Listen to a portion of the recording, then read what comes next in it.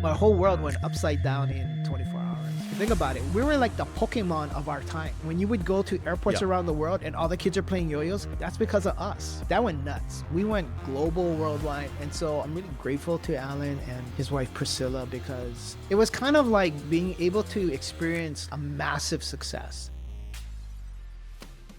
My job was to create a job for you at Oceanit. It was probably the most important thing I did for the company, because eventually the people I recruited became our leaders. I ruined my first marriage. I was working 80 hours a week. I didn't realize how much my first wife suffered because I was never around. Nobody wants to feel second in somebody's life. And it was just a really painful lesson. My mother was tough as nails. She had an autoimmune disease called scleroderma. She never let that disease stop her from being a mother and being around. She was in constant pain all the time, but she would never complain. So with her, it was just like watching a great example of somebody just push forward. Here's the next adventure. I've been so lucky. I've been so blessed. We've grown up in a time that have seen tremendous changes in the world. And every innovation that came after it, I was an adult. When I work with young people, I tell them, you're on the first third of your life. I'm on my last third. But to me, this last third is going to be huge. Greater Good Radio, connect, learn, heal, and grow is brought to you by Brain Gain Hawaiʻi, a boutique executive recruiting, career development, and coaching firm. Learn more at braingainhi.com. Welcome to Greater Good Radio. Today's guest is Ian Kitajima, my longtime friend, the president of Pictor, and co-founder of Design Thinking Hawaii.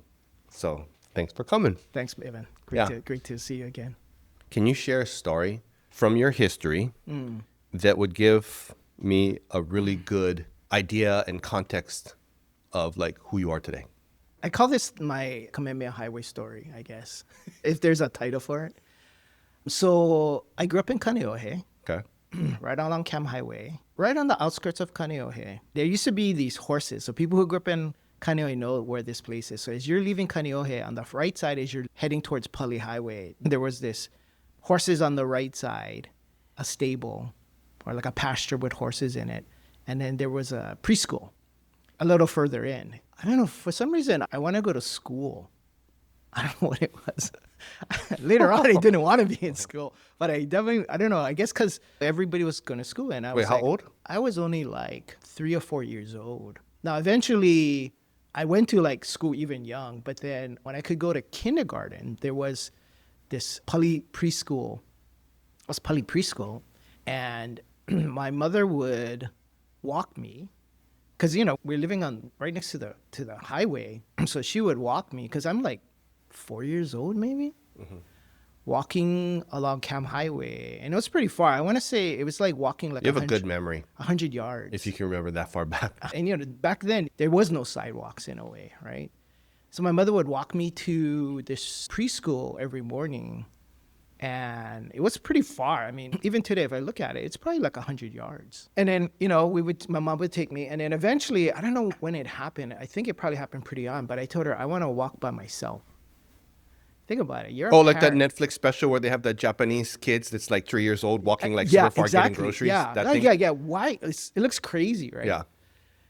And my mother was crazy. Like she was like, no way, you're not walking to school by yourself, right? Because it's so dangerous, right? Because if you fell, you would fall into the road. That's how narrow it was. But I just kept insisting, no, I want to walk to school by myself. So eventually, I don't know what was in her head, but she agreed. And I remember walking the first time, and we're kind of on this downslope, right? Like we're on the top of the hill, and the highway's going down. So I'm walking. I remember just walking, and I know she's watching me, right? And I remember turning around and looking at her and waving, right? Because I'm making the turn to go to the school. And, when I look back, that was a huge moment, because it kind of, I think it says something when your parent is willing to kind of let you go in a way like that, even as young as I was. I felt kind of like, you felt this empowerment. thing. I don't know what it is. And it's like a confidence, right? That I'm actually capable to do this.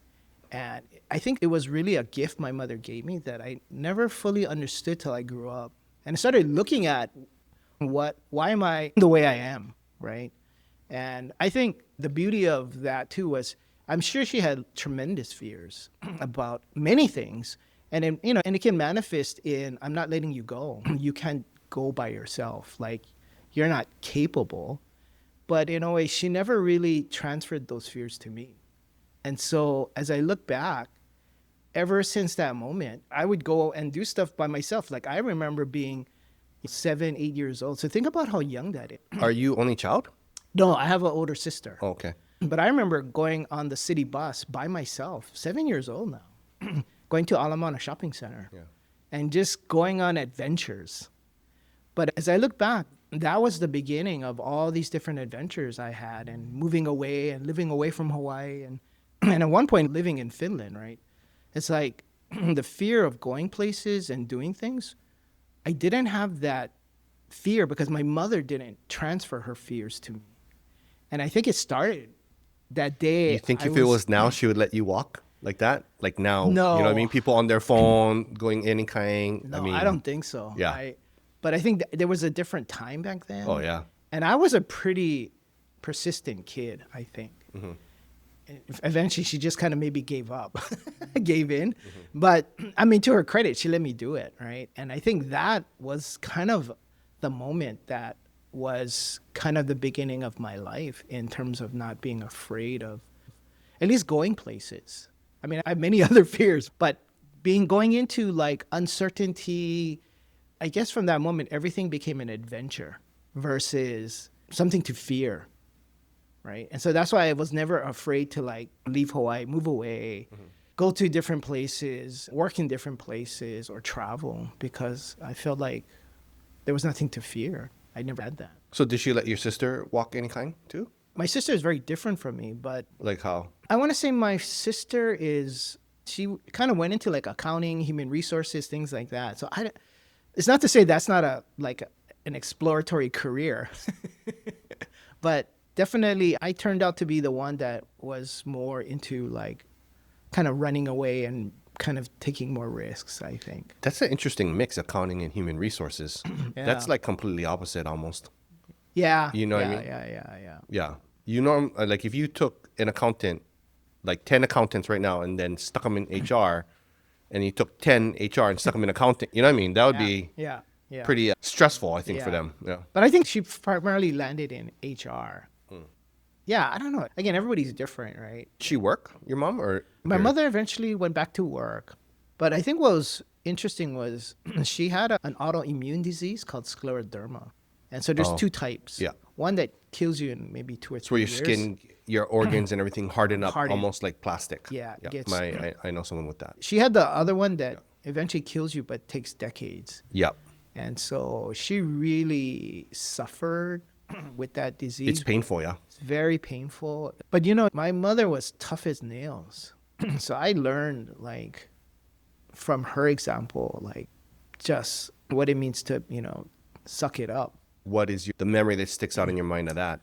I remember like she never let that disease kind of stop her from being a mother and being around, which, it's a debilitating disease. And I remember so she was our den mother for Cub Scouts, Weeblos. She was super involved when we were in Boy Scouts too. And I remember going on camping trips. When you have this disease, it constricts organs, especially extremities like your fingers and your toes. So Doesn't it become almost like plastic?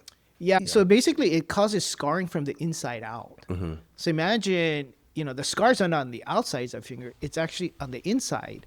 And what it really is doing is that it's affecting your circulation. So whenever you get a cut, right, the thing that helps to heal is the circulation. So if you have good blood circulation, a good immune system, wounds will heal very quickly. But when you have these kinds of autoimmune diseases like scleroderma, when there's a cut, there's not a lot of blood circulation. So you get a little cut, it may take months for that tiny little scratch to heal because now it's getting infected, right? Because again, your body's so good at healing itself, but when you have this kind of disease, it's actually blocking these things. But what I guess what I'm saying is being in a cold environment is very painful and uncomfortable. And I remember her coming on these Boy Scout trip, or I want to say Cub Scout Weeblo trips. You know, you're outdoors and it is not pleasant to begin with. And it's raining, it's cold. And when you have a disease like this, it is like, I don't know, the amount of uncomfort you go through. And I remember like seeing her just really suffering. And I remember just seeing these other adults try to take care of her.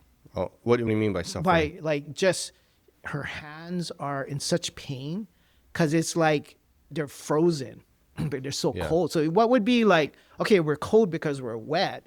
For her, it's like she's in a snowstorm because she's just so cold. She would take painkillers or anything or no? Oh, because she couldn't, because she was allergic to many painkillers. So she was in constant pain. Feel it then. Yeah, she was in constant pain all the time.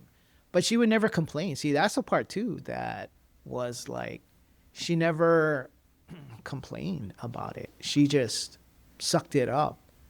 And it's probably like anybody who is living with some kind of debilitating disease. You just learn to live with it.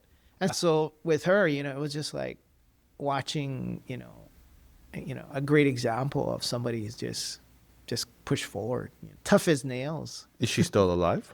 No, she passed from complications from this disease eventually, right? It eventually kills you. Yeah, to the very last breath. I think that's a great legacy to leave your children. When did she pass? She passed in 2003. Oh, a while ago. Oh, wow. A while ago. She was 75. And in many ways, I would have predicted my father would have gone before her because she was so strong. But eventually, you know, like anything, it doesn't take much to start a downward spiral. So, but yeah, she was tough.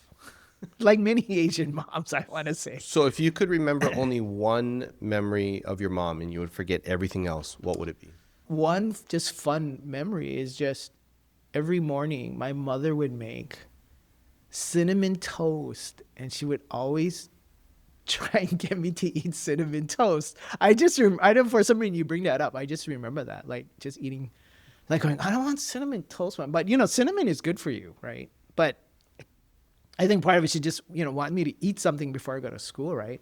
So she would make cinnamon toast, and I'd be like, no, I don't want to eat cinnamon toast. But that's definitely a memory. So you eat cinnamon toast now? No. No. I'm okay with cinnamon, anything, but it's not like my go-to favorite thing, right? But yeah, I don't know. I'm just trying to think, yeah. It's almost a blur now. You know, I think what's hard is when, you know, when a parent passes away, it's really tough. Oh, yeah. Right? It's really like, it's kind of like, oh, you know. You're kind of young, too. Right. I wasn't that young. What's interesting, my parents had my sister and I when they're in their late 30s, which was very unusual for that time. So really, of all my friends, my parents were probably, I was 10 years of where my friends were in terms of their parents. So only now, I think, more recently has, you know, the parents of my friends have been passing away. Yeah. In the last few years. But they had us leading life, so it was interesting, yeah, to have parents that were older. But they were super engaged. I kind of feel like back in the day, when you think about it, it is dangerous, but it's kind of like a controlled danger in terms of like letting you walk over there. Because Kaneohe, you would figure, would have less cars back then. They go slower, and nobody's on their phones. Yeah, there's no distraction. You know what I mean? And then people would wait. If there's a bike there, people would wait. They might go around, maybe not, or whatever. But like a kid, they would just wait. Because I know in Manoa, that's what they would do. Yeah. And the stuff that we did when we were younger, I would never let my kids do, ever. Yeah. Yeah. And I'm actually pretty good about it, but my wife would be like, no. I think we were fortunate to grow up during that time. But yeah, today, it's so scary, right? Just sending your kids to school is scary. Yeah, yeah, I know. Yeah, Right. you have to like, for you know, the shooters, all that's nuts. I mean, somebody bringing a weapon to school. Because I had a paper route in 5th grade. So 5th grade, you figure I'm about 10, right? 10 years old or so. Yeah. So I had a paper route with my neighbor, and then I had a neighbor that would fix these mopeds in his garage. So I delivered the paper, and I would started with them. And then I don't know how I did it, but I convinced them to give me a moped. So then I had a moped at 10, right? Which is totally not legal. Yeah. And I remember I would ride it to the gas station and fill it up. And then even the attendant would kind of give funny looks, but I don't know, I still fill it up. You know what I mean? But here's the nuts part. So then I had decided that my younger brother would be my employee. So he went on the moped and he delivered the newspapers. He was first grade. Oh my gosh. Wow. As he was riding back, sometimes he would ride it on the street and the cars would all just wait. Wow. There'd be a long line of cars and they'd just wait. Because then he'd come back on the curb and then he'd deliver and then they can pass and then and so on. But imagine, that's like a 6-year-old on one moped delivering newspaper. And he would collect the money. Oh, he would collect money. Yeah. Back then you have these books and then you have the tabs and you go collect money. And then my mom would actually help us with the accounting because she didn't want to make sure we didn't screw up. So then, or she was just helpful. I don't know, whatever. But she was our accountant. And then, but yeah, he would collect the money. Wow. So even back then you were entrepreneurial. Yeah. And then the best is I'll be like, convince my brother, like, okay, we're going to buy this TV from Radio Shack. You know, it's like a 9-inch black and white TV. I don't even know if he wanted it, but I get him all excited about it. And then so we could use the same money. So basically he does the work, we get stuff and. That's great. Yeah, but I mean, I thought about it. I was like, "Oh, dude was 6. Yeah, 6 years old on the moped." And then imagine when I sold it. I sold the moped. Oh, you sold? Oh, I had title to the moped. I don't know how I had the title, but yeah, we sold it after. Yeah, and then I remember because my neighbor who was doing this with me. Then he started working at a motorcycle repair shop and he would like buy mopeds and motorcycles and so on and sell them. And then when we got into high school, he would do with cars. Oh, wow. And he had a pager. And that's when only doctors had pagers. Pager was like $100-something a month. And he got called in the office. They're like, what you got a pager for? Because they thought he was like dealing drugs or something. Right. And selling cars. So we would drive in his cars. Wow. And stuff. Yeah. Yeah. It's interesting how things evolve. Yeah. So were you entrepreneurial when you were younger too? Yeah, I think I was always pretty entrepreneurial. I was just thinking about it. I tried to set up a lemonade stand along the highway. It's probably it's hard to get cars to stop. Yeah, because over there they're kind of driving fast, no right? place to Why don't stop? You gotta have like walking traffic. There's no getting cars stopping, and there's no real walk-through traffic. So it's like, okay, lesson 1, you need traffic that can stop. But yeah, I think always entrepreneurial in some ways. I love to take things apart too. So my dad would always call me a brocanic. I would take things apart but not put them back together. Or try to put it back together. It's like, it's not working, right? And then my dad was a business guy. So in a way, like he ran his own company? He eventually did. He ran other people's company. He was in the restaurant supply business. And so he was, he helped to run Oahu Restaurant Supply and some other places. And eventually he went off on his own and started his own company with a partner. In restaurant supply or something else? Yeah, I think the first time he was in, I want to say a manufacturer's rep of like big restaurant supply equipment. So Taylor refrigerators or Taylor like walk-in fridge or like the Taylor machines to make like the ice cream at McDonald's and stuff like that. So they were the representatives for those major manufacturers in Hawaii. Like soft serve machines and so on. Soft serve machines, all that kind of stuff. Oh, that's probably good timing around then. Yeah, so you think about the tourism heydays, right, of the 70s and 80s and even 90s, right? So my dad was in the restaurant supply business, and actually my mentor was also, but he was in the bar supply business, and he made his kind of wealth through having a bar supply company. So imagine all the bars and restaurants. That's like your first mentor or something? Yeah, I want to say he was, one of my mentors. Been really fortunate to have many. I guess your parents are your first ones. And then I was really fortunate. He had retired by the time he was in his 40s. Just your friend of your dad's or something or what? No, I met him actually through a friend, a technology friend. And through him, I met, his name is Richard May or Rick May. And Rick actually had a bar supply company and was very successful and eventually sold his bar supply company to the C.S. Wolf family. So that's kind of how he exited. But I met him when he was starting to set up a software company. And this is in the 90s. So how old were you? I was in my 20s. He was in his 40s, had retired, but got bored of being in retirement and started a company it wasn't a software company initially. It was really to automate distribution centers because he was a distribution kind of guru, expert, right? He ran a distribution company very successfully. And so he decided to go back and help other distributors figure out how to automate their warehouses. So Because it was all paper back then. all paper, there was no computerization. So he met because I was going in the business of automating retail stores, small, medium-sized retail stores. With like POS systems Yeah, or with something? POS systems. Okay. So this is in the early 90s when personal clone computers were coming out, which was making it very affordable. And then software was becoming available to help automate small retail stores. So like Dell and those guys. Yeah, so Dell guys were coming out. But software now was being available to automate small retail stores, with barcode scanning and all this stuff. But Rick was automating distribution centers. So one day I met him. He says, if you want, you can use my office. So he had an office in Kaneohe. So he said, you can have a desk here. You can set up your business here and, I'll help you. And so that's how we eventually connected and became friends. And he was helping me with my business. And he started asking me to help him with his business because what I look back was I was always very curious about things. I think just the way I always was. And I like to learn new things. So again, on the POS stuff, I have to learn this entire thing. So I had a business partner who was a technical guy and I was the kind of the people guy, right? But I learned all the hardware stuff, like how to build computers. So you're like a reseller? Yeah, so we resold other people's software on the retail stuff. And so part of it is just learning all of that, from building computers, networking computers, troubleshooting, setting up all the software. But then I really focused also on the training. So I worked with customers to train them, support them. So I did everything. And my business partner, who was a technical guy, had a real technical job. He was automating large retail stores like Liberty House. And I was doing the smaller stores. But once I met Rick, then he started pulling me into the warehousing stuff. So I started working with him to automate distribution centers.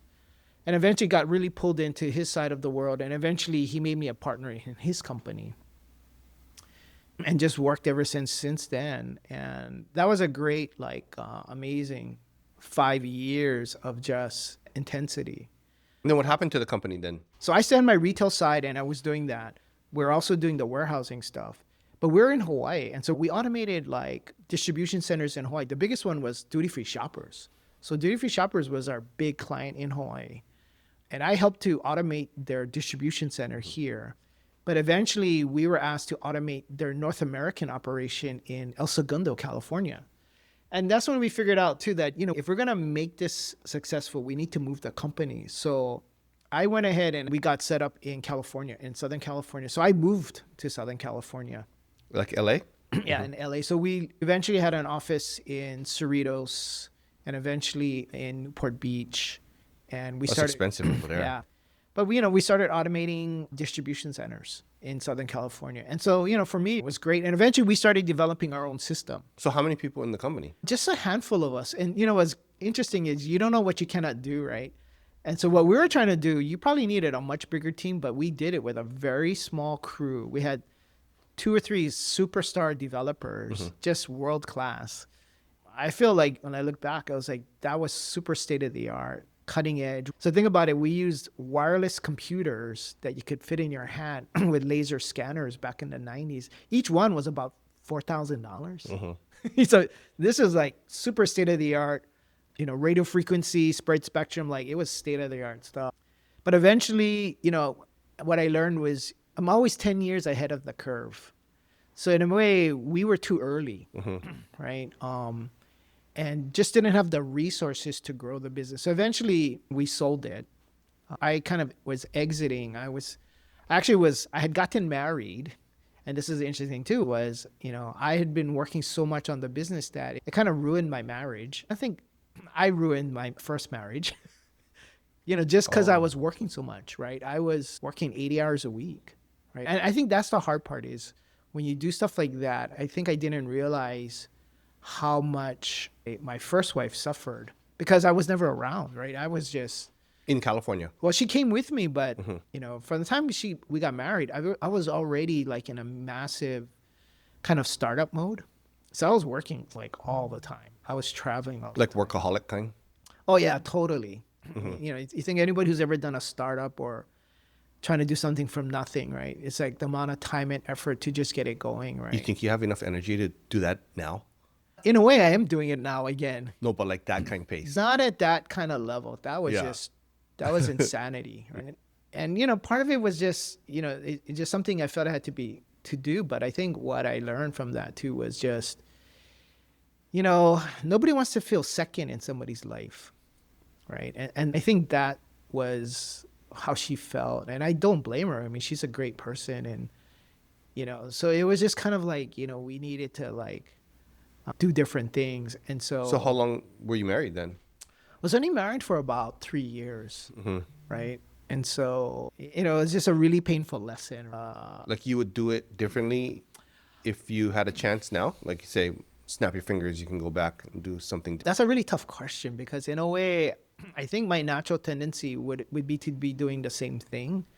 The thing I may not have done is, or would have done better is maybe not have gotten married, realizing that whoever this person I was taking on this journey would feel like they're kind of in the back seat, right?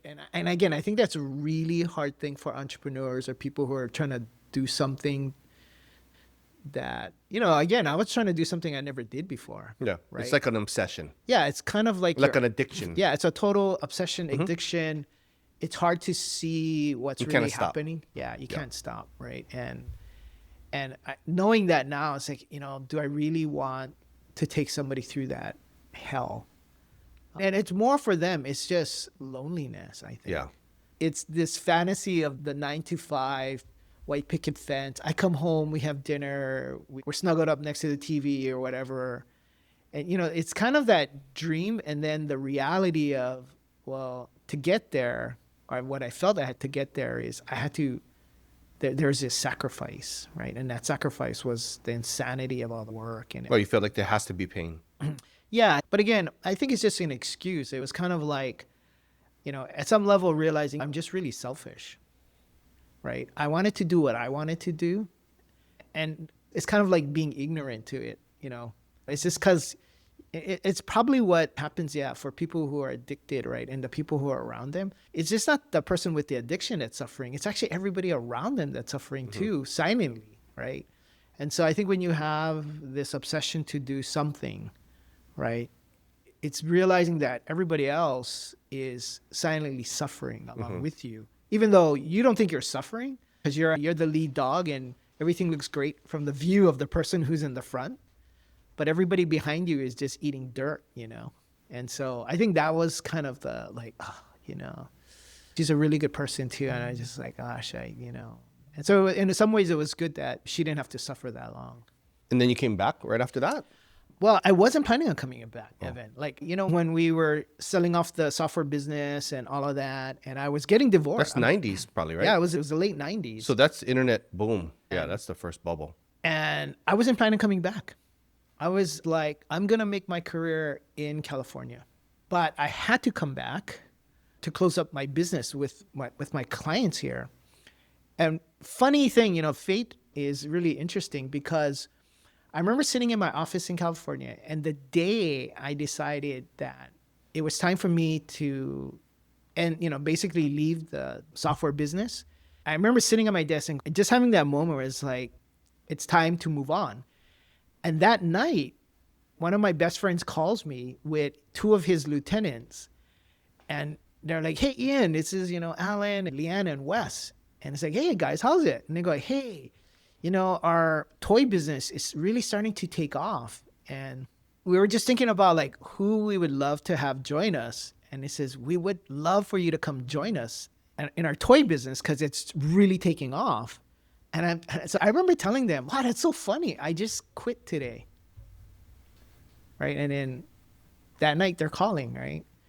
And then, but at the same time, I said, but, you know, guys, I really appreciate the call, but I'm not going to come back home to Hawaii. I'm going to make my life here in California. And I don't know what I'm going to do, but I'm going to stay here. I feel like there's so much more opportunities for me here. And I did. So I eventually got very quickly I got offered a position at Grant Thornton doing the same thing I was already doing. They had started a new ERP. So imagine, this is the 90s. Nobody talked about ERPs back then, enterprise resource planning systems. You're doing like consulting then. Came on as a consultant for like implementation. Yeah, it was a new division they were standing up. And I would come in, help them stand up this new division. My manager was somebody I knew, and he was much older. And he's like, Ian, I'm going to retire in like 10 years. You're going to make partner in 10 years. You just stay at Grant Thornton, do this thing, go for it. Build this new division, you'll be partner in 10 years. Like, okay, good. And Grant Thornton, was paying me double of what I was getting paid in my own business, right? I had kept my salary at the same level for The 5 business years. that you guys shut, did you owe money then or no? Did you owe money? You had leases still to pay and stuff like that? No, or we were able to get out of almost everything. And So it's kind of a clean start. it was a clean Well, you're start. lucky on that one. Yeah, we're very lucky. Plus, market's hot for real estate and stuff right then too. So Yeah. And so I joined Grant Thornton. But before starting, I had to go back home to Hawaii to wrap up business. The other thing I did too is I had no money. So think about it. We hadn't paid ourselves for like months and no money. But what was happening at that time in California was the real estate market was crashing because right around that time, the Cold War was ending and the Berlin Wall had come down. So the whole defense industry worldwide was collapsing. All of a sudden, it's like, we don't need defense. We don't need to spend all this money. And California was major defense town. oh yeah, because there's Northrop Grumman and those Yeah, guys so all over there. so the real estate market in Southern California was crashing. And so we said, we should buy a place. My business partner said, let's buy a place. We were like, with what money? All right. So he said, I'll put up 2/3, you put up 1/3 of the money. And I'm like, I don't have any money. I'm living off my credit card. So what I do is I take the last $10,000 on my credit card and I give it to him. And it's like, okay, let's buy a thing. And we were able to buy something. And that's the best $10,000 investment I ever made. Right. But again, it was like taking a massive risk because I'm like, I have no Could've gone money. the other way. I have no money. How am I going to pay credit card bills? Right. I was just nuts. I was just like, okay, let's just take a chance. Right. And I trusted my business partner. He's super smart. And so he did. Like, we found a great townhouse in Irvine that we bought. And that was the bottom of the real estate market. And ever since that. Probably was only a few $100,000 then, right? Oh, yeah. No, it was a steal. Yeah. And now it just over the last 20 years. Oh, you still own it? 20, yeah. Well, I just recently kind of sold my portion of it. I would think just that thing recently. would be probably like $2 million now. It depending was on where worth, yeah. you It know was what I mean? worth, yeah. So again, but it was like, think about it. I have like no money. It's like no money. The only money I have was a credit card, right? I'm basically giving the last 10,000 of that. So I had to give my wife something. So I gave her all the money I had, which was nothing pretty much. And then the last 10,000 out of my credit card to like buy a place. Well, how you eat and stuff then? I don't know how I did it. Again, so I took this position in Grant Thornton, signed the papers, but I said, I got to go back home to Hawaii in December. I got to go back because this is like November already. I take the position. I'm coming back home to Hawaii to like wrap up my business dealings. And then when I'm coming back, I call Leanne, his right hand, who's a good friend of mine. And I told her, I'm going to be back. Why don't we get together? I'd love to hear how everything's going, the business, because they were just starting to take off. Leanne what? What's her last name? Fruitani. Oh. And so she and I have been friends for years, but she's his right hand. And so I said, yeah, let's get together. And her boss is one of my best friends. And so I said, let's get together. I want to hear how things are going. So I'm back. I'm wrapping up all my business dealings, seeing my family and everything because I'm, just seeing friends. So we go to dinner. And again, as I come back to Hawaii in December, my divorce comes final. That's fast. It was a few months. But yeah, California was pretty fast. And so my divorce came final. And I'm like, okay, new career or new path. Dream job. To me, that was like a dream job. It was already stuff I did. I could do it in my sleep. I could do it well. Double the pay I was getting in my own business. New opportunity, all of that. Again, I'm like, okay, no more relationships. None of that kind of stuff. And then, so I come back home to Hawaii and then I have dinner with Leanne, catching up. And very few people have ever heard this story. But as we're having dinner and we're just talking and sharing and stuff, this voice, I swear to you, Evan, this voice came over me and said, you're supposed to marry her. You're supposed to marry Leanne? Yeah. And she was married at the time? Nope. Or no? Oh, okay. Nope. She was single. Whose voice was it? I don't know, but some voice came over in my head and said, I mean, we're at dinner. She's sitting right across from me. He's like, and she's talking and I'm listening to her, right? And a voice said, you're supposed to marry her. I think I was kind of like, what? And she's like, what? You know?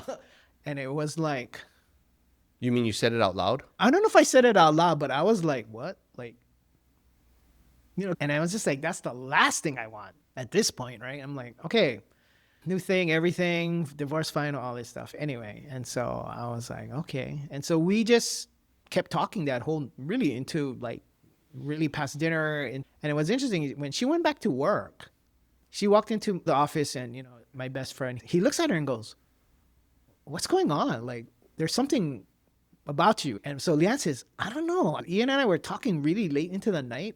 And I don't know if there's something going on. And so my friend is like, oh my God, call him up right now. Let's get him into the office and let's see if he will join our company. Right? So I get a call from my good friend and he's like, dude, come in right now. Can we just talk about you coming home to Hawaii and joining our company and all this? And I go, dude, his name is Alan Nagao. High performance Kite guy, yes. The high performance kite guy, Alan Nagao. So Alan called me and I said, Alan, like, no, I'm going back to California. I signed the contracts to work at Grant Thornton, everything. And by the way, you cannot even match what Grant Thornton is offering. He goes, no, but just come in, let's talk. And so I said, all right. So I go in and I told Leanne too, like, okay, I'm going to go talk to Alan, you know. And so the toys were the yo-yos. The yo-yos, exactly. Okay. And Alan had created a yo-yo craze here in Hawaii. Mm-hmm. But what he had done was now he had started a fire in Japan. And it was just starting. And so anyway, I went to go see him and, you know, I just sat down with him and he goes, what is it going to take? I'll match everything Grant Thornton is offering. I will match it. I will do better. And I will even give you like a percentage, you know? And I'm like, you're nuts. You can't match. He goes, no, I will do it. But I want you to really think about it, you know? And so after that meeting, I went to Leanne. In my mind, we were going to start something. And I said, you know, Alan offered me a position. I have my thing in California. And to her credit, she says, you know, don't make this about me. You have to decide what you want to do. And whatever it is after that, we'll figure it out. If this, you know, us or whatever is going to be something. But you have to decide what is best for you. Right? And so I tell you, it was a really like, okay, go back to California, do this thing, go my dream path, whatever. Or totally give that up, which sounds insane. Right? Totally insane to join a toy company that's trying to create a yo-yo craze in Japan and later around the world and totally go in another direction and move back home to Hawaii. And so I really was like upside down about it. But I think eventually I decided, you know what? Because I just, again, I had learned from this other experience, right? Like, okay, I guess hopefully at some level what's important as well. So I said, okay, forget that dream. Forget the dream of going back. So I remember calling my mentor, my business partner, and saying, hey, Rick, it's Ian. And he goes, hey, I just want to let you know I'm moving back home to Hawaii and I'm joining a toy company. And I think I found the girl I'm going to marry. And he's like, what? You just got divorced. You just got this dream job at Grant Thornton. And you're doing what? You're going to join a toy company? Right? And I guess at some level, I was always following my intuition and just being willing to take chances, I guess. Because it would have been so much easier. And I had to call, you know, my manager, my friend, who, you know, worked a lot to try and get me through all the interview process at Grant Thornton. Because it takes a long time. Oh, yeah. That takes a long time. Yeah. They accelerated all my interviews, everything, meeting the partners, everything. How did that call go? I called him, and his name is Lee. And I told Lee, you know, Lee, I got to tell you, I'm not coming back. And he's like, what? I go, I came home to Hawaii. I found the girl I'm supposed to marry. And I need to be here. And he was like, yep, that's most important. He goes, totally understand. I'll let everybody know. Because I literally was flying back like in a day or so to California because I was supposed to start training it. I had to fly to Colorado to go to their training program. But anyway, so my whole world went upside down in 24 hours, pretty much.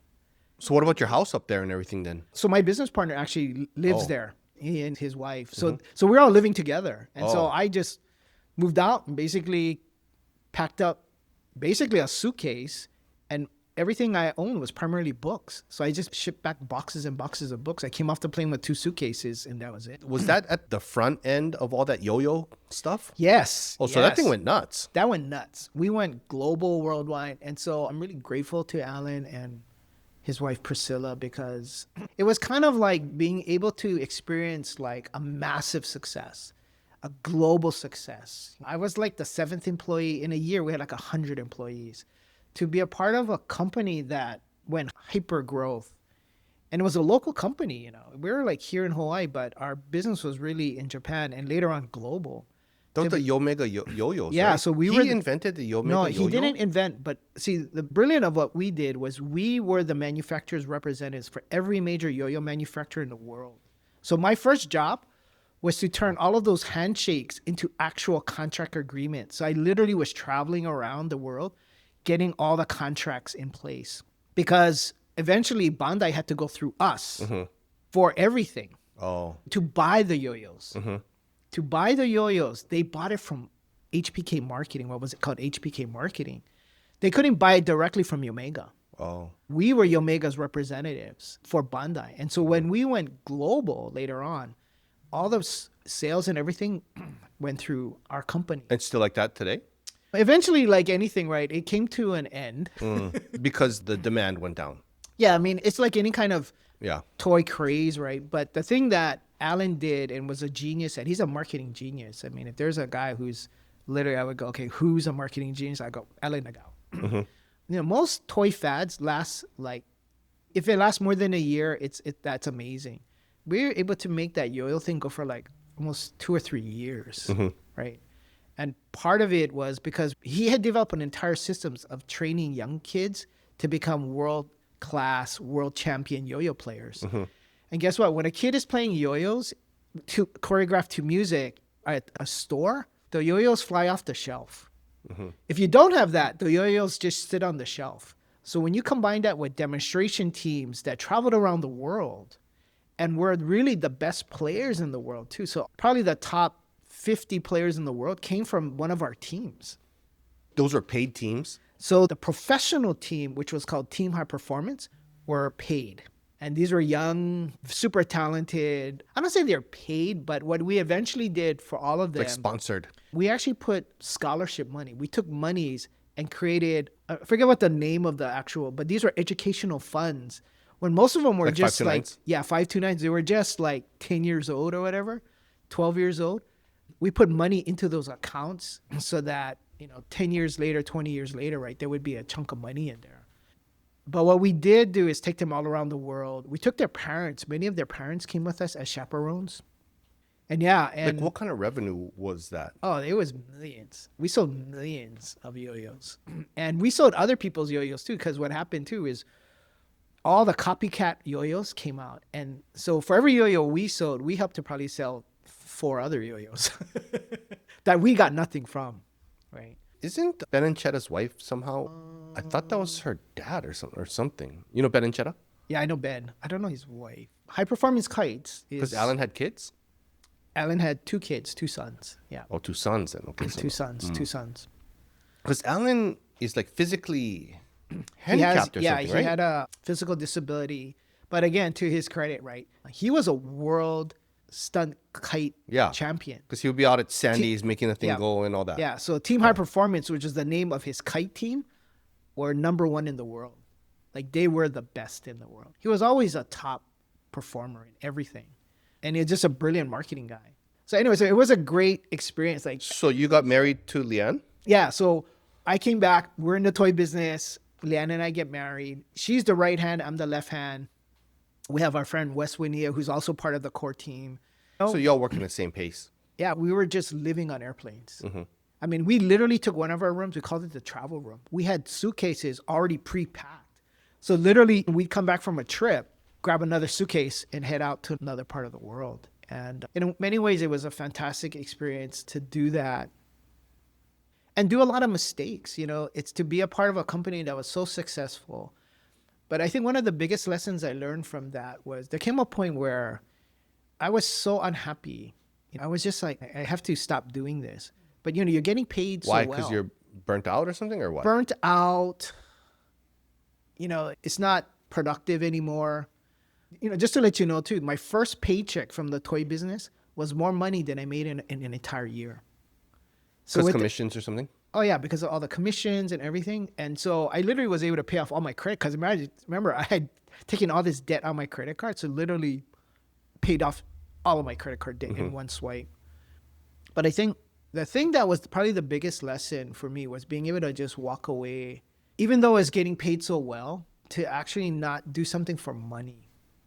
And I think that was kind of a really big moment. Like from that point on in my mind, I was like, I'm never going to do anything for money. If your wife is there and then your best friend, how you leave that team? Well, she came with me eventually. I think what was hard is when we both decided to step away from the business, that kind of really ended in many ways, unfortunately, the business in a way. Wow. Because, as you know, business is based on relationships, right? And I think we really held the relationship together for our biggest customer in a way, which was the largest toy company in Japan. For both of us, I think it was just time. Like we needed to kind of step away. But it was hard because... You guys still friends?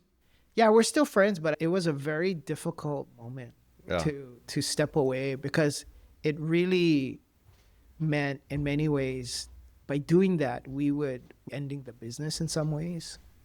So it's a very painful thing. Again, there's all these painful lessons, right? But again, I think out of that, painful lessons is for me was, okay, I'm never going to do anything or continue to do anything because I need the money. But that was always my philosophy. It was fantastic to have a part of my career where it's like you made tremendous amounts of money. And I was always on planes. And I remember one day, in the old days, there was these catalogs that had all these crazy things you could buy, like really cool stuff. You could buy any kind of thing in there. And one day I looked at that and I was just going, man, there's all this cool stuff. And I go, I could buy anything in this magazine, anything in here. And I was like, interesting, I don't really need any of this stuff. Now that I could, it's like, I don't need to. And so that was kind of interesting to have that kind of moment. Not to say money's not important, it's very important, but it's not the number one thing that was driving me anymore. I think initially... What was the number one thing driving you? Well, the number one thing was always about where I could add value, where I feel like I could actually contribute something. So you didn't feel like you're adding value anymore? Just like maintaining or something? Yeah, it's kind of like being dead weight. You know what? It's better I jettison myself, right? Was it on the tail end of the craze too? It was on the tail end of the craze, and when the craze gets to the end point too, it's way more stressful, right? If you have plenty of inventory. Yeah, you're trying to spin up the next wave too, right? You start doing stupid things too, right? And so that was part of it was, we're doing stupid things. We shouldn't be doing certain things.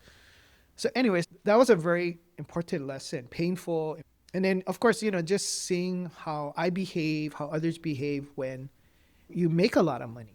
And one of the things I learned too was if you're a generous person and you make a lot of money, what I noticed is people were just more generous. And if somebody was really, an unpleasant person, money just made them a more unpleasant person. Yeah, it's like money makes you more of what you are. Yeah, that was kind of interesting. It was kind of an amplifier, right? I was like, oh, this is interesting. And again, everybody around us, because of our success, everybody was making money. So you just quit with nothing else to go into? Nothing else to go into. But what I wanted to do... But you had some savings then? So we had savings, right? So we were fortunate to have socked away monies. And what year was that? So this was around 19... just before the bubble burst in the tech market. So I want to say 1998, 1999. And what I decided to do is I wanted to get back to my tech roots. And I wanted to combine the toy stuff, right? Because we had all these amazing relationships into the toy industry. We were known in the toy industry too. Think about it. We were like the Pokemon of our time. You know how everyone's like when you would go to airports around the world and all the kids are playing yo-yos, that's us. That's because of us, right? So we were like the center of the world in many ways. So I was thinking, okay, combine the toy business, the tech stuff. So I had this crazy idea to create an internet pocket toy. So imagine a toy that you could connect to the internet, right? So I started spinning up something, but eventually, long story, I got connected to a company in Finland that was doing something kind of Oh, similar. like Nokia. It wasn't Nokia. It was a startup that was in Finland, and Nokia is in Finland. So I met them through one of my colleagues in the distribution software business. He was a genius software developer. So he connected me to his friends in Finland. And eventually what happened, long story is I started working for them, right? I started working for them and then working more for them. Eventually was traveling. I was going there every month, actually developing virtual communities. So think about it. This is like in the 2000, developing virtual communities for your mobile phone. So super state of the art, crazy stuff.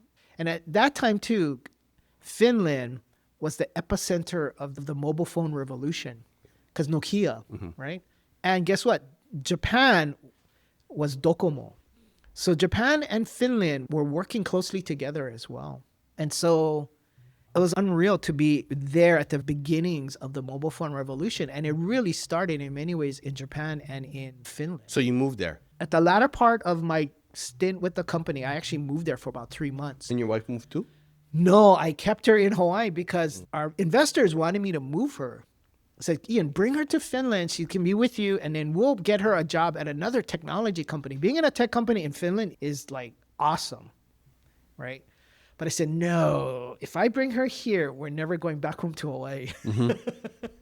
Finland is really nice. It is beautiful. The people are beautiful. It's a beautiful country, amazing technology, universities, technology sector, everything. It's like amazing. I said, no, I'm going to keep her there and I'm going to fly back and forth. But the last 3 months, I literally had to live there. So I went and I lived there for 3 months. But at some point too, I was like, I can't keep doing this, right? I just got married. I'm going to have another divorce on my hands if I keep doing this. And I said, you know, I do have to go back. When I was coming back home to Hawaii, I met Pat Sullivan, the founder of Oceanit. And I met some other companies. I actually met through Ken Chung, who was working for him, because his wife, Joanne, was working with me at the toy company. So when I was deciding to, you know, transition back to Hawaii, Joanne told Ken told his boss, Pat contacted me. And so we were talking on the phone. And basically, before I left Finland, I had the position at Oceanit. What was the position? It was to be their marketing manager. For dual use? Yeah, well, the company at the time only had 3 people in the science and tech group. So the whole dual use stuff at Oceanit was not even there yet. It was just starting. There were only 3 people in the science and tech group.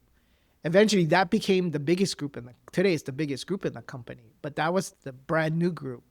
And I came in, you know, as their marketing manager and eventually, you know, was there for almost 22 years, right? So it was really great to be a part of that. And then just before you left, what was your role? My formal title was Director of Corporate Development, which means my job was to start new things. So during that time I was there, I had helped spit out 3 venture companies. I helped set up new divisions, new groups, stood up new things, incorporated design thinking throughout the whole organization. Of course, we took that to the entire community. I'm very grateful to Pat and Jan because in a way they gave me the opportunity to create my own career. But what that did was that allowed me to amplify what I was good at that actually helped Oceanit go into all these new directions. So my role too was to really find our best people. So, because I was always out in the community. To recruit their all of our top their people, researchers and so on. Yeah, so I didn't recruit so much the researchers as much as eventually the people I recruited became our leaders in the organization. So maybe if I have sometimes I thought if all I did was spend my time finding future talent for Oceanit, that by itself would be transformative because all of the top talent that runs Oceanit or has been running Oceanit over the years had been people I had recruited. And we didn't have jobs for them. So everybody says, you know, Ian, how did you guys grow into those new areas? I said it was because what we were looking for were the people we didn't know we needed. See, normally HR is hiring the people you need for today. My job was to look for people we didn't even know we need.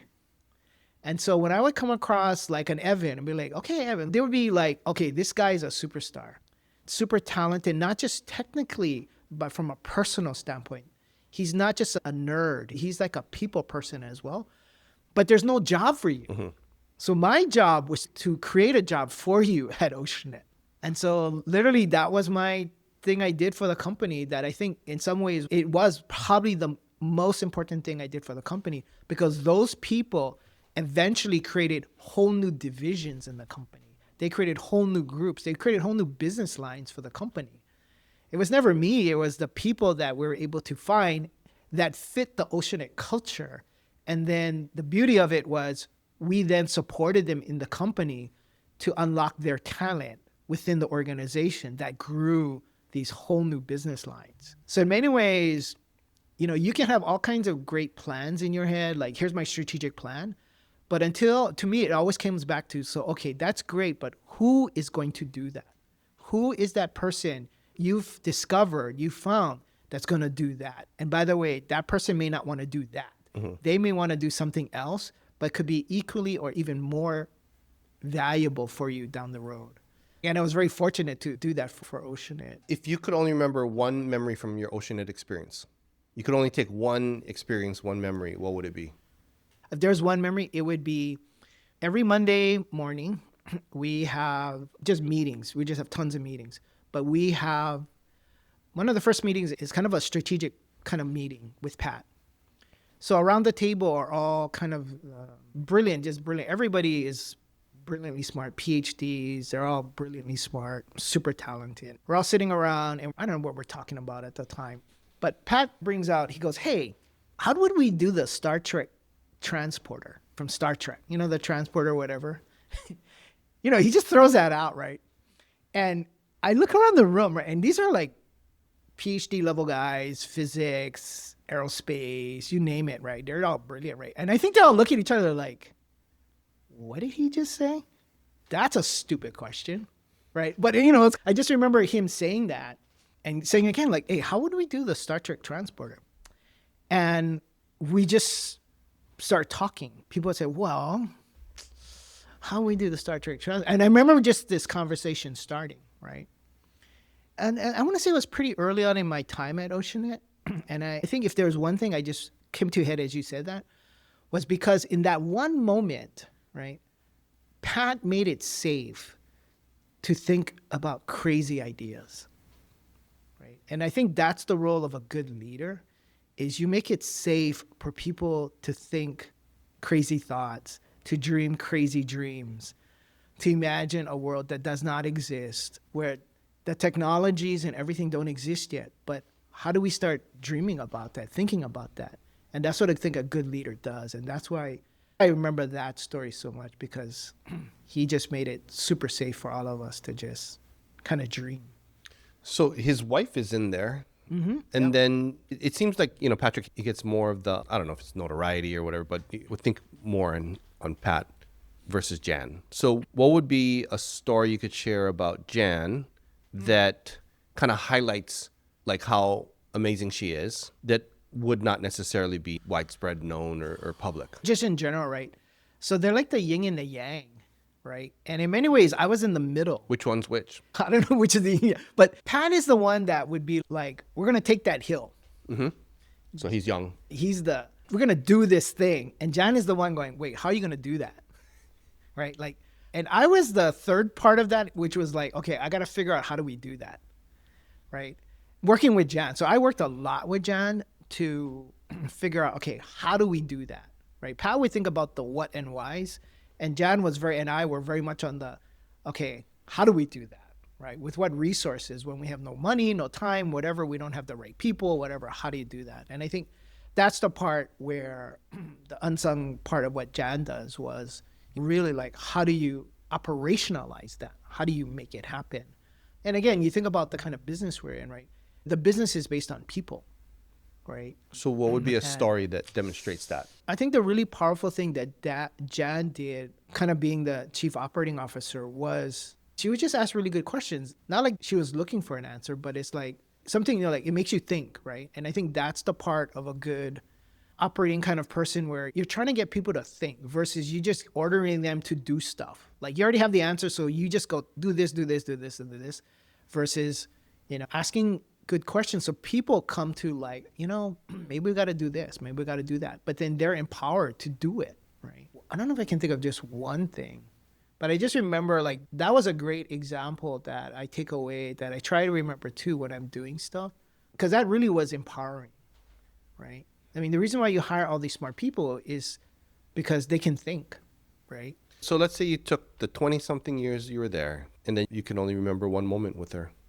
Like a specific one, not general. This is more like a company retreat thing we did. We took a bunch of us. I actually helped to organize like a workshop. It was a pretty intense workshop. It was over a couple of days. So it was a simulation that one of my mentors, another mentor, just world-class mentor, he put on this simulation called the Samurai Game. And so he came to Hawaii, I organized the thing, and I had a bunch of us from Oceanit attend. I had other people attend this workshop, but I can't really go into the details of it. So John was part of it, and when you do this simulation, you're all in. Like you literally transport yourself to another time, another world, into being almost another person. And I just remember Jan having to do some kind of challenge and her just being all in. And that was super inspiring. I just remember that. But I think part of the reason I remember that is because in those moments, right, you see a person in a whole different light. And in a way, it's so different. It's kind of like exposing their gifts and talents and their greatness in a different way, right? You can imagine Jan is super talented in all kinds of things, right? In the business work world. But then to see her in this other kind of setting, being like the same kind of greatness, right, was really memorable. So I think that's kind of a memory. It's not necessarily about a thing she did while we were in the company, but outside of the company, being this also her great self in that way too. Why did you stay there for 20-something years? The other things seem, a few years here and there kind of thing. That's a good question, right? I was never That's like intending. lifer. Yeah, I was never intending to be there that long because think about it. Even in my own business, I was there for only 5 years. Yeah. Right? Because I think at some level I get bored, but it's hard to get bored at Oceanit. And I think that was the beauty of why I was at Oceanit so long, because I tell people, even when I was recruiting people, I would say, and this is true, is Oceanit's kind of like this blank canvas. And only the bottom left-hand corner is painted in. The rest of this white space, that's up to you. That's up to me. That's up to us to figure out what to paint there. And Oceanit is this really amazing place to do that. Mm-hmm. And that's why I was there for such a long time. So what prompted you to move on then? Just like anything, I think, in fact, I remember the first week when I first got to Oceanit, I met Pat for the first time and we sat. I told him straight up, I remember telling him, when it's time for me to go, you won't have to fire me because I will know when it's time and I'll be leaving. Mm-hmm. And again, when there's no more for me to do for an organization, for somebody, that's when it's time to leave. And so after almost 22 years, I felt like I had done everything that I wanted to do, that I could contribute. It was just kind of like, it's time for me to go find a new kind of journey, a new adventure.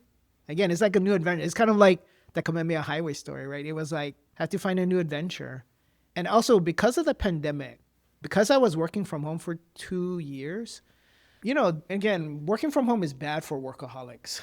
You don't stop working. Yeah. But what I did notice was at 5 o'clock, or I was very disciplined. Every day I would stop working and I would go walking and got healthy. I lost like 20 pounds and, I was getting healthy. And I thought about it and I said, if I go back to Oceanit at some level and go back to the office that I was before, I'm probably not going to live another 21 years. Oh, because the pace was too much. Yeah, Pat is crazy, works crazy. And so the pace is pretty crazy. Mm-hmm. And I like to keep up with Pat. Nobody can keep up with Pat. No one can keep up. I can't keep up with him. But you run really hard. And I could see like, you know what? I'm probably not going to live much longer if I keep doing this too. So part of it was that kind of wake-up call from the health Were standpoint. you feeling it in your body already? Oh, It was, yeah. like starting to... Oh yeah. Yeah. I already know. Every year I would take 2 weeks off and go to the Big Island to like decompress. Like my blood pressure. Why the Big Island? Because I have family there. I have up in Waimea. I have my. Oh, Waimea. Yeah. So I have my aunt's home there. They let me go and stay there, and I just chill out for 2 weeks. Nice up there. Yeah, it's beautiful. Nice and cool, not too hot. And guess what? My blood pressure would literally go from high blood pressure to normal. And how is it now? It's much better. I mean, you know, what's funny, Evan, is I even work more now than when I Yeah. was at So how's it Oceanit. now? But it's good. Oh. My health is much better. Why? I think part of it is there's a flexibility in being able to do stuff. You know, when you're in an organization, there are responsibilities and constraints that you just have, right? And which causes stress too, right? I mean, you think about the amount of people at Oceanit and the kind of work we do. You are running at a very high pace. And I think when I was younger, I loved it. In fact, I would have still be there if probably the pandemic didn't happen. So in a way, the pandemic in some ways kind of saved my life in a way because I really... Because the pandemic allowed you to slow down? It allowed me to slow down. It allowed me to like kind of take a look at my life again. And that's my challenge. I think, like, again, even back to the early days of doing the warehouse distribution business, for 5 years, heads down, you know, just building a company, right?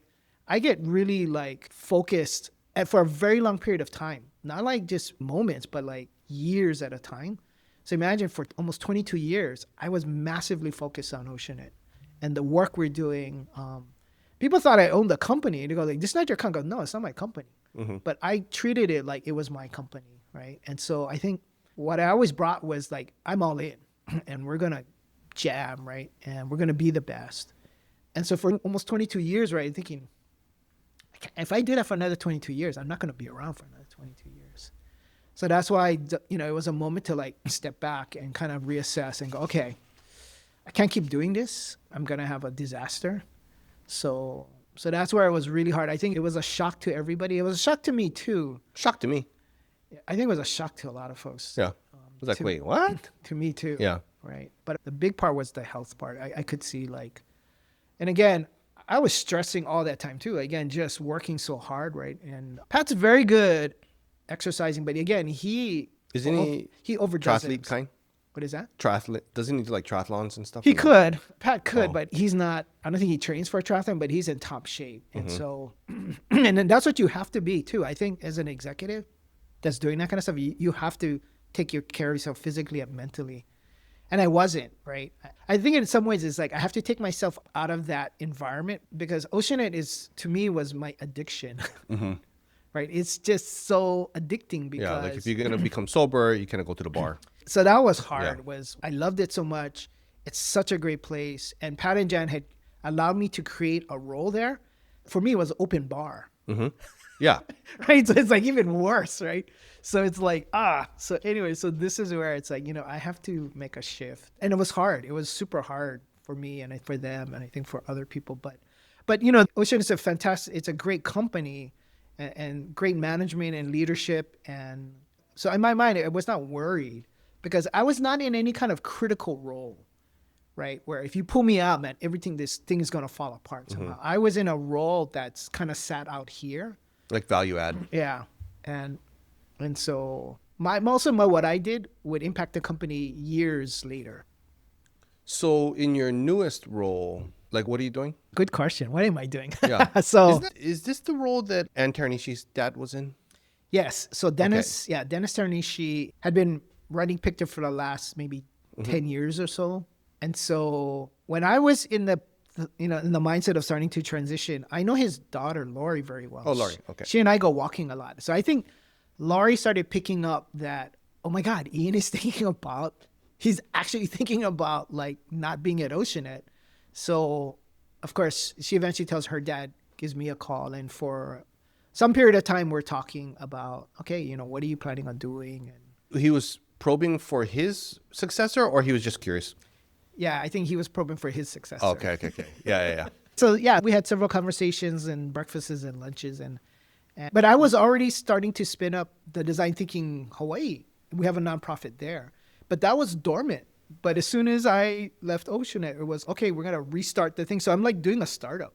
So that's why I was like, I'm just working crazy hours again because I'm literally starting from nothing and building a business from scratch. And the Design Thinking, it gets grants or something? Mostly Design Thinking, we don't get grants. We're like, people hire us to put on workshops for them, boot camps for them. So fee for service. Fee for service. We work for many different nonprofits. So it's like 2 full-time things or how does this work? Yeah, it initially started off as 2 half-time things. Well, I want to say Design Thinking was like full-time. Picture is not full-time.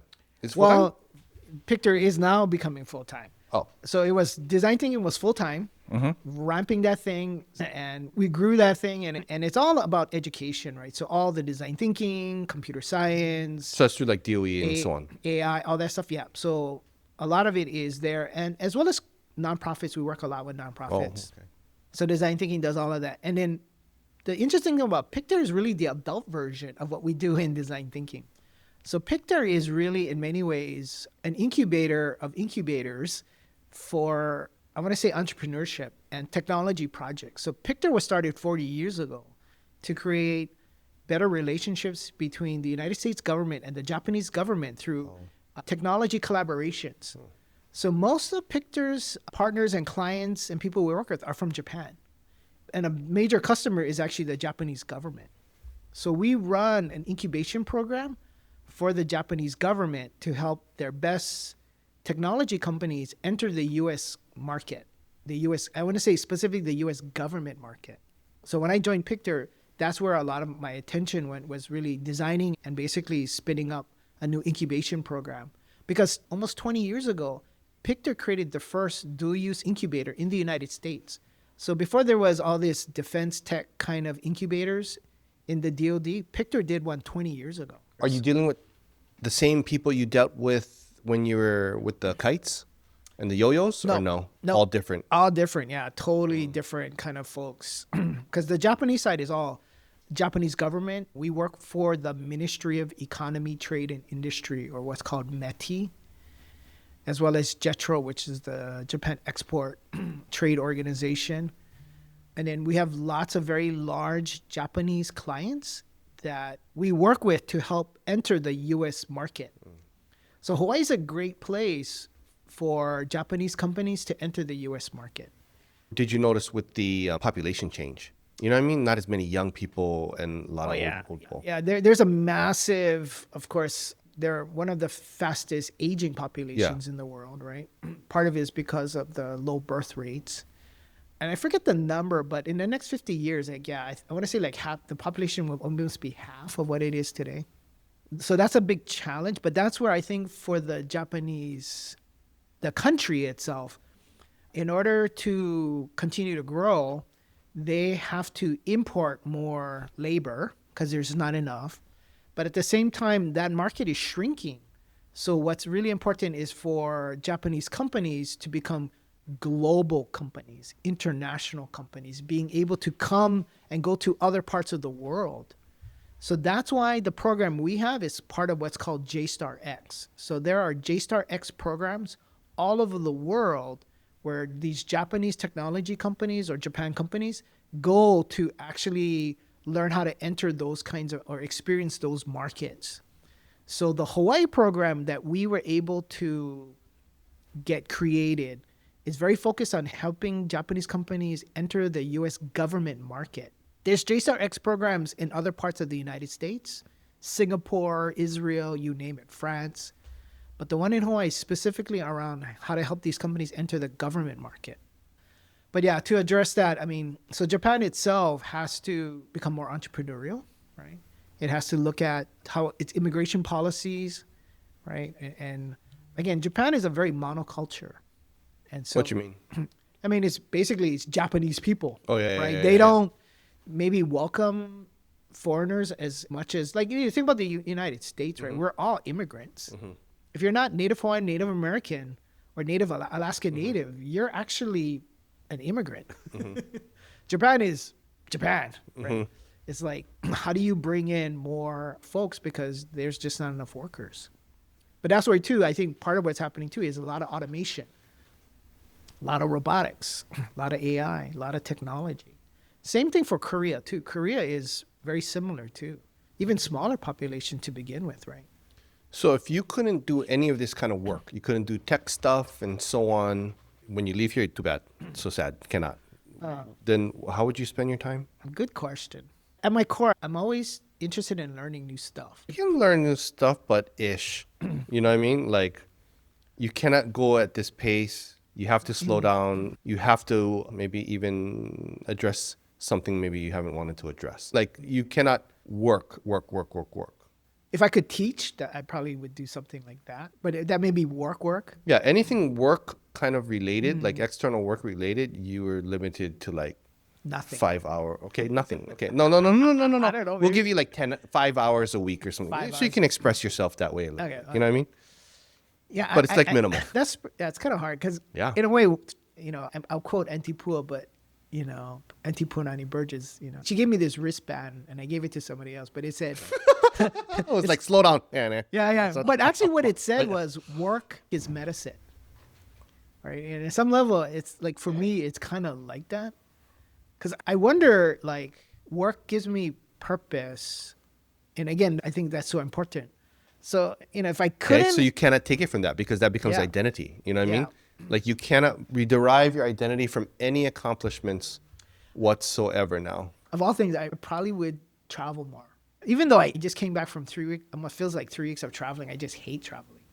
But at the same time, as my friend would say, people hate traveling, but they love experiences. I would say something like that. I would go and experience more things, go places that just never had the time to. What if you ever had to do like a 10-day silent retreat or something like that? I've done a couple days of just Like total, Vipassana or darkness or what? total just by myself, like kind of like a solo, just by myself, totally. But that's why I would go to the Big Island in many ways. I would just turn off everything and just be by myself. Listen to myself, which can be bad. How come you smile like that? No, because... like eh. Yeah. So, part of it is just to listen, right? At some level, I would enjoy that. And that's what I do. Normally, when it's time for me to recharge, go away by myself. When you say time to recharge, it means you're kegging already, right? So what if this is just it? That's just it. That's just how it is now. That's how it is. You squirming on this one. Yeah, because, it's like, just go. Yeah, it would just be another form of adventure, I guess. Right? Been on so many adventures in life. You know the voice you mentioned, you said you had a voice that when you're at dinner with Leanne and it said, what was the words? You're supposed to marry her. Like where was the voice? I don't know. It was just in my head. I feel like somebody had whispered it. So it sounded like inside or outside? Like, I don't know. I felt like it was here? really loud. It was really here and it was really loud. And have you heard that same voice again? No. I've heard different voices, but not that voice. Yeah.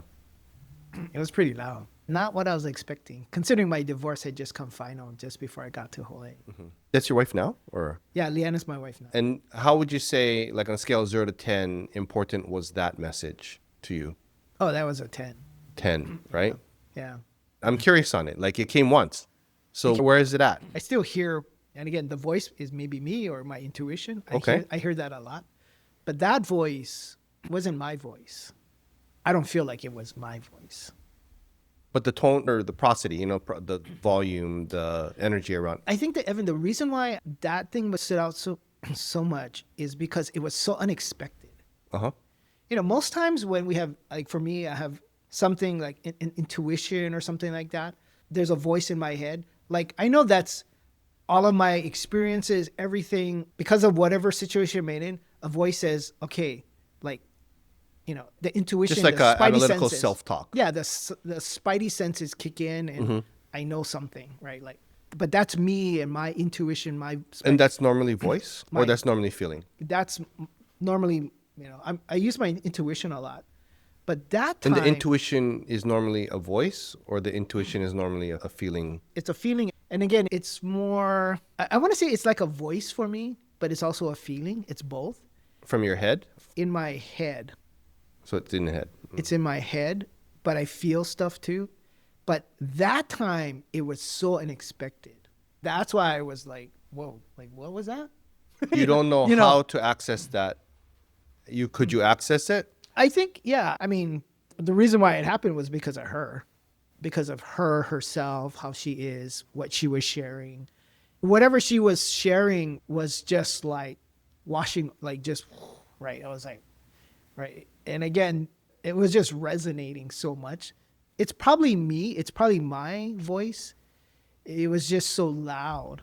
And again, I'm not thinking anything about relationships or really at that point, right? I'm just having dinner with my friend to find out how the business is going. Now, I don't know, we were talking a lot of stuff, and I don't know, for whatever reason, the stuff she was sharing made a huge impact. Yeah. Obviously, because I eventually married her. I'm just curious if that voice, what it would tell you now. If I just thought about it, it's like, here's the next adventure. I've been so lucky. I've been so blessed. Had so. And you think about it too, right? We've grown up in a time that have seen tremendous changes in the world, right? Innovation, like from the personal computers. You know, my generation was the first ones that went from typewriters to computers in college. Yeah.